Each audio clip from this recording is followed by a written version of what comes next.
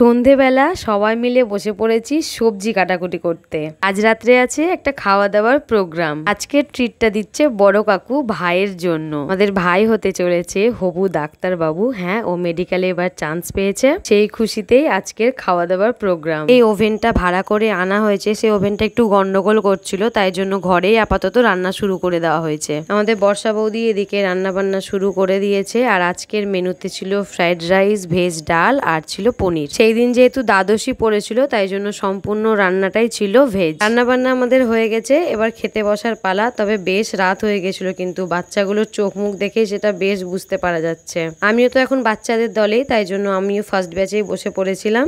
এবার মেন রাঁধুনিরা বসেছে, রাঁধুনিরা তো লাস্টেই বসে, তাই ওরাও বসেছে। ওদিকে কাকু কাকিমা খাচ্ছে। এই যে ইনি আবার পুরো ভেজিটেরিয়ান হয়ে গেছে, পেঁয়াজ রসুনও খায় না। বুনুর আবার ফ্রাইড রাইস পনির কোনোটাই পছন্দ না, তবে ভাই কিন্তু ওকে পরে বিরিয়ানি খাইয়েছিল। ভাইকে বলেছিলাম কলেজে পৌঁছে একটু ছবি আর ভিডিও আমাকে তুলে দিস, তাই ও দিয়েছে, তোমাদের সাথে শেয়ার করে দিলাম।